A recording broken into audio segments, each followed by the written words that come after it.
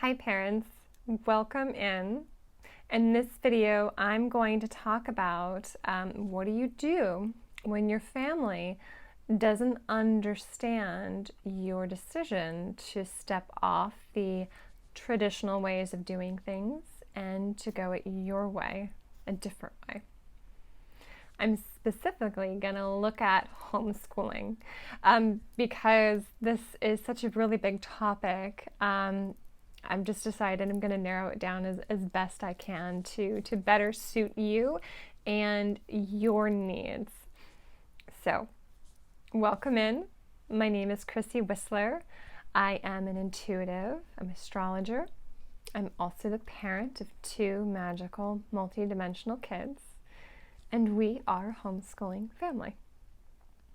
So if you find that you're really struggling with this, you need some support, you're afraid, you know that this is the route you want to go on, but you don't know how to do it, or you're having a lot of resistance from your partner or your family, please reach out.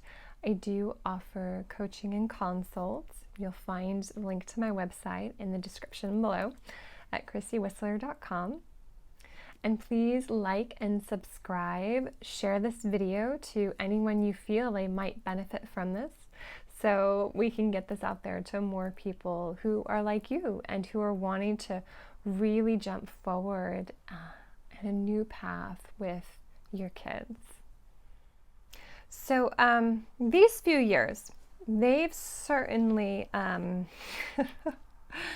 interesting.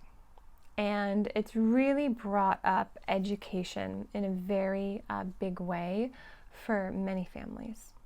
Now, that's going to look different for each and every one of you because we are all different and we're having different lived experiences.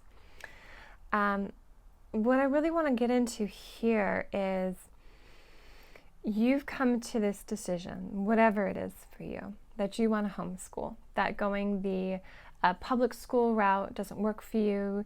Maybe you can't afford private schooling that would work, and so you're like, okay, well, this is what I got. Like, I want to do homeschooling because these other options aren't working for me, or I don't think they're going to work for my kids, right? Whatever it is for you. And then you have family around you who are very resistant to this, who are very afraid. They might be really stuck in some unconscious beliefs around homeschooling. I'm laughing because I think the question that comes up before all others is about socialization as a homeschooler. And to those who homeschool, it's actually quite funny because it's like all you have to do is step out of your house and there will be socialization.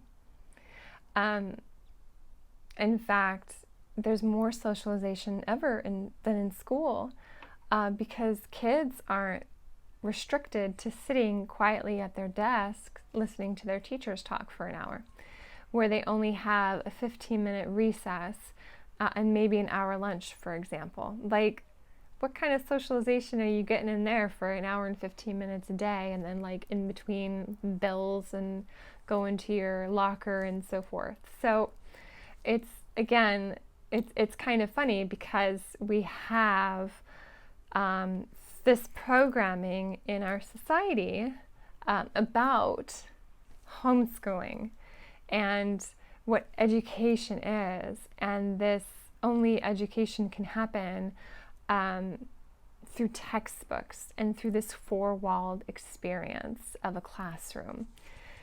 And I think why it can be so challenging for many people is because when you it's like homeschooling is like the surface, and yet deeper down under this, it's like, how do we really view learning? What is true education? And wouldn't part of you, like this inner child within you, it might be a little hurt to know that this possibly very painful 12-year school experience. Like, they maybe didn't have to go through that, and they could have maybe like learned what they wanted to learn and be doing that in their life now, and not the 9-to-5 job that they hate and they can't wait for the weekend. You see what I mean? There's actually a lot more going on under the surface that's very resistant within people when we start talking about homeschooling. So look to the people in your life, your family, your close friends, and the resistance that they're having to you. So approach this knowing that there's actually a lot more going on in their resistance, and it can be, and it probably is, incredibly unconscious. And when people are unconscious and unconsciously reacting to these triggers, that can be very uncomfortable and very painful. Like, what do you do? Like, what do you do when people are really close to hearing you and what you have to say? And you, mom or dad, might be really like, no, like, I know who my kid is. This is the best option for them, and no one's listening to me. Like, I am the expert on my child, and yet this friend who only sees us a handful of times a year thinks that she knows better than me. Like, excuse me, I don't think so. Like, I'm the mother, or I'm the father. Like, I know my child, and why is it so hard for you to trust me on knowing what's best? So there's a lot going on just for something simple as homeschooling or not homeschooling. So this video, again, very focused on homeschooling. I'm going to be doing a separate video that's going to be much more about children who are highly sensitive. And so if you have family who doesn't understand what it means to be a highly sensitive child, like, look to that one for that part of this fractal. This one here, I'm just going to really focus on the homeschooling bit. But know as well that if you do have a child who is sensitive, like I have with mine, this is a bleed through. Like, this is just layers, and I'm just kind of artificially like separating them a little bit more so it's easier for you folks to understand and follow along and find what you need to know in a shorter amount of time. So, let me share just a little bit about my homeschooling journey. So Sean and I had decided to homeschool very early on with our daughter. She's 10 now, but before she was 3 years old, so she was like 2, I started to look into this. Where we lived at the time, the public school district was just like not an option. And then when I started looking into private schools that I would have been more comfortable with, like Montessori, it was it was like another rent payment on our house, okay? And that's with one kid. So I started looking into this, and my whole world shifted and changed when I came across this term unschooling, or also known as self-directed learning. And this idea that your child and their interests are what leads the education journey. Like, you were a facilitator of this, but you let them guide you. So it was this like unbelievable, reflective, amazing moment because for me, growing up, my parents would take us on these like month-long camping trips, and we would see so much. And it was those experiences and those memories that I carried with me as an adult and have been using in my adult life compared to my school education. That is not where my learning, my deep learning came from. I mean, of course, I learned to read and write in school and all that stuff. And then I totally learned things like algebra, which my mind just doesn't care about that. And so I'd promptly forget it. And I think I've had to actually relearn algebra several different times depending on the jobs that I had. And I kind of sometimes, you had to take those tests to see like how smart you are, basically. I'd have to go and relearn algebra. And Sean would sit there and teach me, and it would be gone again because it's not fitting in my brain. Like, it doesn't matter. And yet you take me out into nature and my kids ask me these questions, and boom, I know all this stuff because that's what I cared about. And right, so anyway, I had a very self-directed education during summertime with my parents and my sister, and I was like, that's what I want to be doing with my kids. I want to be going and camping with them and going and seeing all these places, and that's how I want education to be. I want to go to places like Butte, Montana, and take them there and see how the copper mines that are there, the people who live there, people who died. And I remember that place from when I was like 7 or 8 years old. And now as an adult, I've actually written historical mysteries set in that time frame, set there. And I'm now actually been doing some more healing work, as we just recently got back from a trip, a little one-day jaunt there, and I was being guided to go here, and it was just amazing. But that wasn't in my school books. So I'm sharing with you my background, my confidence, in my lived experience of, I knew what school was like. It was not enjoyable. It wasn't bad, but it wasn't fun. And I could only hang out with the people that were my age who looked the way that I did, because it was a very racially focused school, under the surface, of course. So yeah, like, they weren't people I actually had interest in and shared interests. It was just necessity and masks that we had to wear. So, fast forward back in time or whatever, I have my little 2-year-old daughter, and I'm like, no, this is what I want to do. And this is before we even knew that Kate had language challenges, and then Eric as well later on. But it was like I did a deep dive into unschooling, into self-directed learning. That's how I learn. So I read all the books that I could about it. Like, I just went whoosh into it because I needed to understand and I needed to know. And as I did, I'm very, very fortunate that this part of my journey, Sean, my husband, has been very supportive of the kids. He had a different schooling experience where he was the smartest guy in the classroom. And then he was incredibly bored. It got better when he went to high school, but he was very much like the lone kid reading books by himself because, again, it was another racial situation. Like, he just didn't have anyone. So it wasn't comfortable for him. He didn't enjoy it. So both of us are kind of looking and reflecting on our school experience, and we're like, you know what? We can do better. We certainly can't do worse. But truly though, truly. So he was very supportive. And as I did the deep learning, because I would be the main educator since he's the one that had to work, I did the deep learning. What is this? What is socialization? Like, all the questions that we have when you've never known what this is before, right? Like, my idea of homeschooling was you sit around the kitchen table doing school at home, right? Well, no.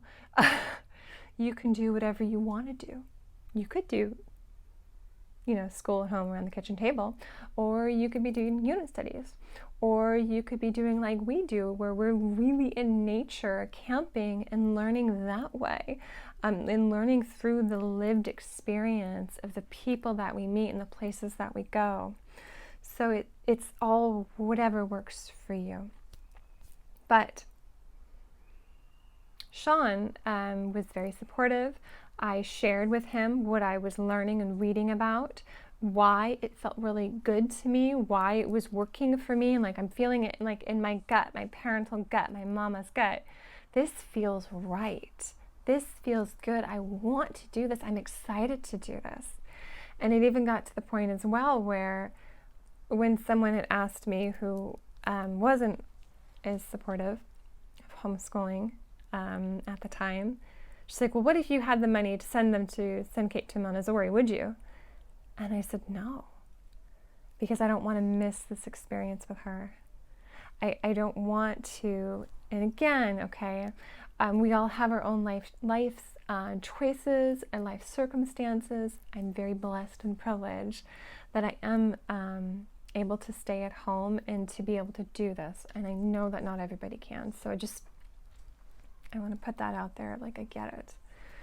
But I wanted to. I didn't want to miss this. I didn't want someone else to be going on this learning journey with my children. Like I wanted to be there. I wanted to do it. So anyway, I asked Sean, do you want to read any of this? And he was like, no, I'm good. Because what I was doing was more than enough. What I was sharing with him was more than enough.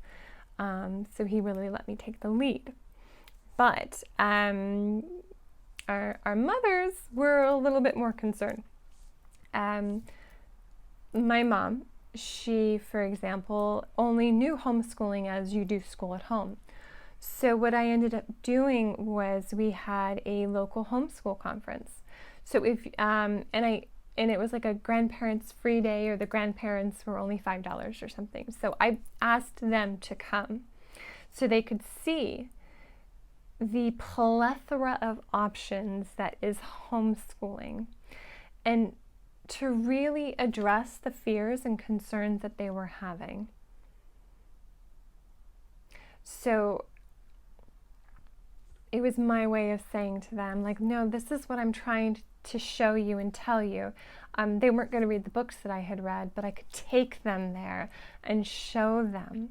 So if you have someone in your life who's very resistant like that, is there a local homeschool conference that you can go to? Or online ones. There's so many wonderful online communities as well, but just, again, can you sit down with this family member and really start asking them what their concerns are? What are their fears? Why are those fears there? Because then when you know what that is, then you can speak to them. You know, like, oh, I'm really worried about socialization. And you can say to them, well, let me tell you what I'm seeing, what socialization is for many and most homeschoolers. Again, this constant socialization, and it's not limited to someone the same age as you. I mean, it's all ages. You can be socializing with people who are teens if you go to your local park days. So you can have 16-year-olds there, and you can have a 6-month-old baby. And so there, you know, the kids still kind of like tend to go to their groups and where they feel comfortable with, and yet there still is this energy of many ages playing together. In fact, for my kids, for Kate, she's 10 now, and she dearly loves playing with 6-year-olds. And, you know, younger, like, because that's where her social play is at. It's geared more like, yeah, let's play with plushies and let's do pretend play. She's not quite there where other kids of 10 are, so she can really move to what suits her.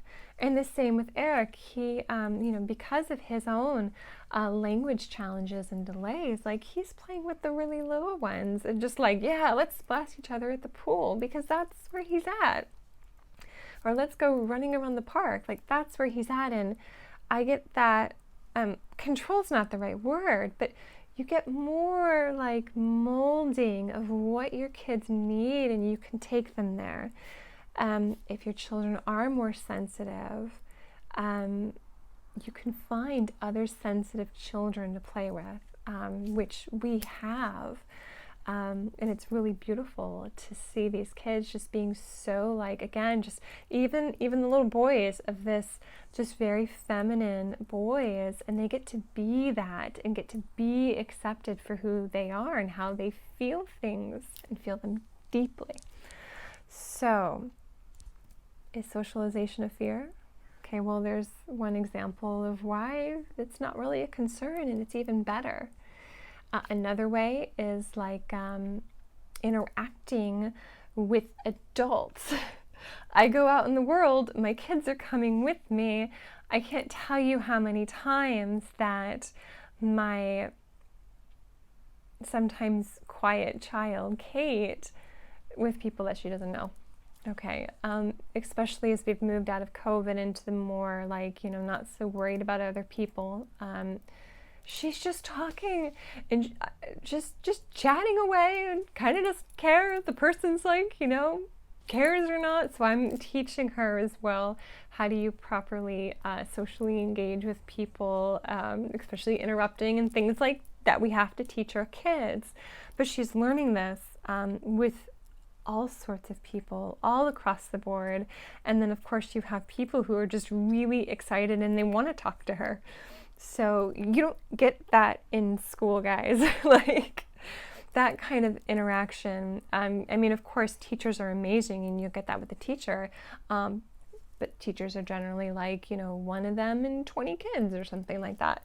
So it's not the same. And poor teachers are really overwhelmed and overworked. So having that one-on-one, I'm going to sit and listen to this child sharing with me about the video games they love playing or something. So what are the fears of these people in your life? And you can really start to address those. And as I mentioned as well, I had friends who were really concerned about us deciding to homeschool because they also had these unconscious beliefs of what homeschooling was, and that it was less, it's far less superior to private education or public education, as they were, different pursuits that they were making. Clearing energy. And again, this, like, when my kids were young, when Kate was young, and when people were really doubting, because this, for us, can't be separated from the language journey that my kids have been on, I made the choice to really remove myself from anyone who wasn't supportive. And that was because of how I was affected by their doubts and judgment and negativity. That's an area that is continually healing, ongoing healing for me. But at that time, I really needed to have very, very strong, firm boundaries because I was trusting in my kids to speak and to follow their lead to speak, and when they were ready, and what I needed to do to make that happen. So if you couldn't hold that trust and that love and trust in me, then I couldn't have you in my life at that time. And so I had friends who were like this, and I really had to step back. And it was very much, if you were not supportive, you're just, I couldn't be around you. And so you weren't involved. So with them, I stepped back and I just said, okay, you have your opinions. You are entitled to them. Absolutely. But I can't have you around. Like, I can't, if I'm going to do this, I can't be near you. And yet, okay, years later, I had the same friend share with me that I made the absolute right choice for the children that I had to homeschool. So don't be afraid to step back from people who are really doubting you and who are really digging their heels into their beliefs. I know it's not easy. I know some of you don't want to hear that. But if the people in your life aren't willing to meet you, to learn, to understand where you're coming from, then you might have to set some really hard boundaries until the proof comes in the pudding, which is your child. So I'll leave that for you to decide as you need, and of course you will know best with what's right for you. But I did have that happen, and I actually had another family friend who was very opinionated about my choice to homeschool, and I was like, nope, not going to see you either.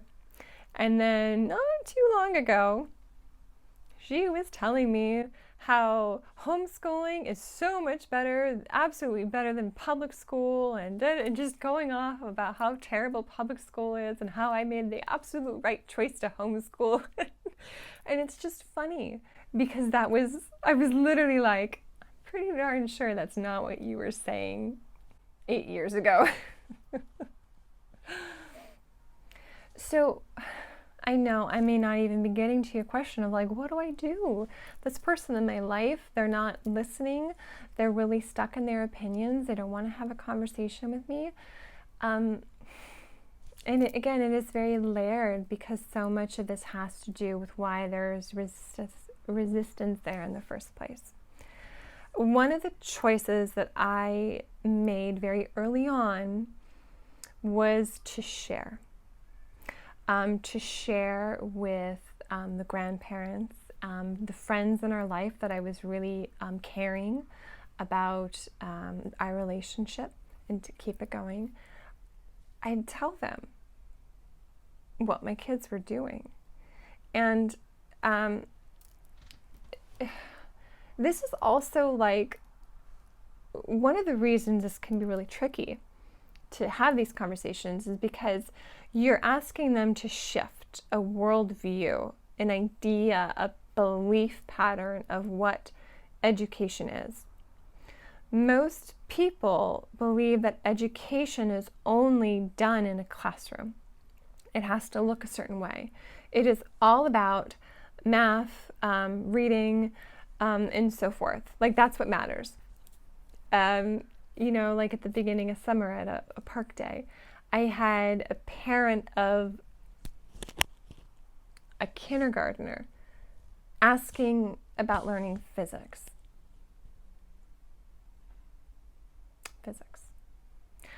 I did most of my physics learning when I was in college with my biology major. Like, physics is that really what we're worried about? Is our children learning physics? I mean, the textbook form of physics? Because, you know, you go out into the world and you're learning physics all the time. But again, very structured, very rigid views of what the world is. And when you do something differently, when you really go out of the box, and I went out of the box big time. I'm like, we're not just going to homeschool, we're going to do self-directed learning, and people's brains get blown. But what I had to do is start teaching them. I was teaching them. I think I was teaching myself as well, too. My kids intuitively knew all this, right? Kids know how to learn. Like, truly, just sit back and watch them learn. But I had to see and understand.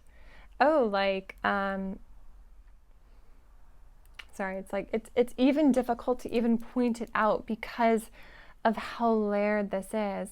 But it's like, you might see Kate playing video games and you're just like, oh, she's playing video games.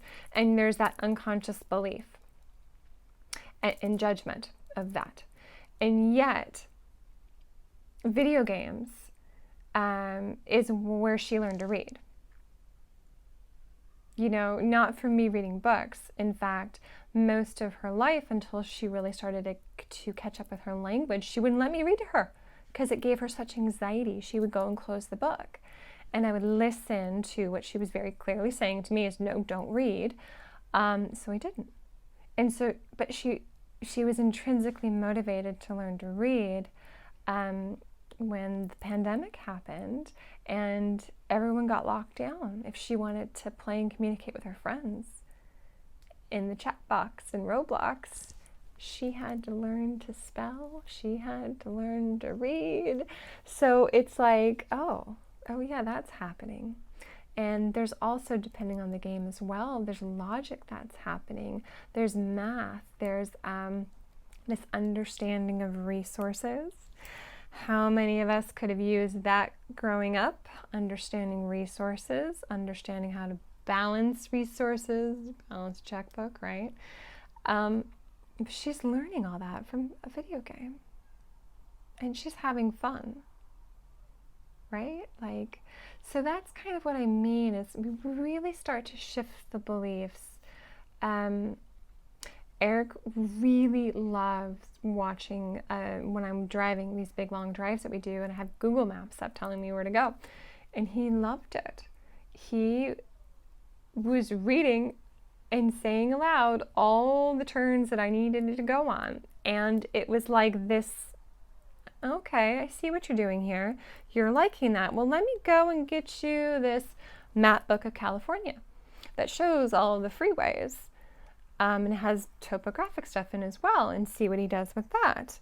Because I noticed when sometimes we'd be camping, he would be looking at Google Maps and he'd start switching the terrain so he could see satellite view. And I'm like, oh, let me try this. And so now he's super into maps.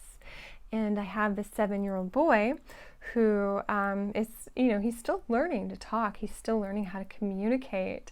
And yet he can tell you how to get to many different people's houses and all the different freeways here in Los Angeles that we need to take. And it's like, oh, now he's having this interest in numbers. My mother, when we were up at Yellowstone, went and got this little, I don't have it here, this little pamphlet for geysers. And it talks about the different temperatures of the hot springs and how high some of those geysers go. So he's super into that. And I'm like, oh, well, let me get him this book on the thermophiles who live in the hot springs that have the different colors and the temperatures. So that's kind of like what this learning looks like. It's like you take this interest and you go, look at this and look at this way and look at this way. And all the things that these kids are learning, and then there's even more that's they're learning that I don't even know about. All the pieces that they're putting together that they haven't shared with me. So that's what I started to do, is I really started to teach the people around me what my kids were doing and how they were learning. And I will say as well, because it's very important, that I do not believe education is only about math and reading and science.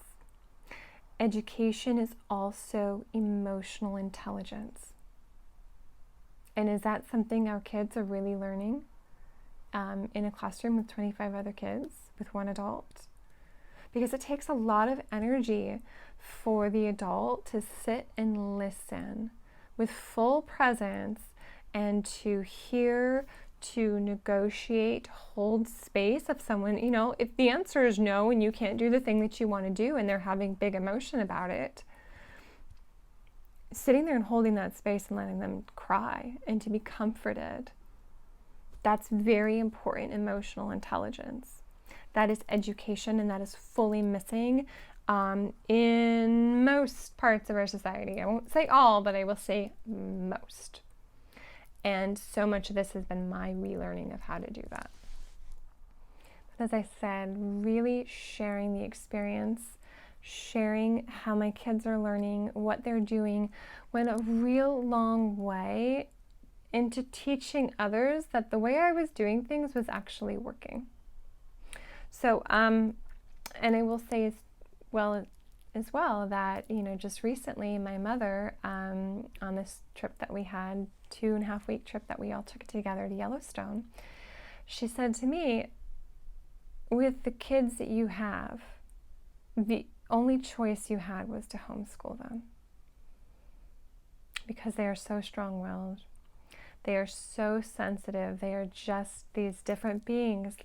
School environment was not going to work for them. And I had to really trust in that and to follow my guidance, even as, and I will say, most of the learning I did was actually my unlearning, my deschooling, to really widen my view of what actual education in the world is and what it needs to be. So what can you do? Again, it's going to look different for each of you. But I really hope that some of the story that I shared helps you to navigate that, to even find the strength that you have within yourself to do this, to really hold the people you love in your life, and you love them. You love your partner, you love your parents. You want them to be supportive of you, and maybe they're not. Or maybe they're afraid. Or maybe they have these ideas and ideals, this fantasy of what school is, and then the reality of it. I mean, the reality of school is very different than when I was growing up. Just for example, we had earthquake drills. We did not have school shooter drills. So if we're going to talk about schooling, then we need to talk about all of it. Sorry, my heart very much goes out to children and to parents sending your children to schools with this belief of safety for them. These are your children, your precious children. And yet, this is a very real reality. So, can we talk about it? If you are going to sit there, I'm not saying you directly, but the people in your life, if they're saying, oh no, they need to go to school, they're going to get stifled, you're holding them back, you're not teaching them how to be independent, then let's talk about the full facet and truth of school. Let's talk about bullying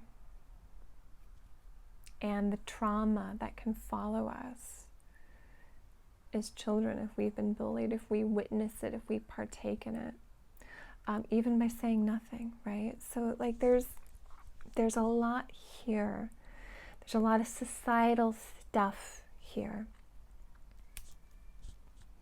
So for the people in your life that may not understand you, then I would ask you to have them sit down and talk with you about it and really get into that. And it's not going to be easy. It's not going to be uncomfortable. I just did a filming about the October 22 astrology energies. This is not the time of things being comfortable. So if you need to go and shine a light into darkness to have these conversations, know that the astrology is also on your side. That is this moment in time. So don't be afraid, parents. And if you are, and if you're struggling and they're not listening or whatever it is, please reach out. Again, I offer coaching, consulting. If you want to do birth chart readings for your children, and you can really give the people in your life, hey, this is how they learn. The birth chart shows us so much, and we can really even look at that from that lens of, is school going to work for the sensitivities and how this child has been programmed? You can look at their birth chart and see this is who their soul is. Is school going to work for them? I can guarantee you look at Kate and Eric's chart, you're going to see nope, not going to work for them. So just know that is also an option to look at too if you would like some more details to give to the people in your life with who you have as a child in front of you. So I hope that was helpful. I hope that's given you some insight and guidance on moving forward. Please like and subscribe and share this video if it resonates. And I will see you all soon. Take care. Bye-bye.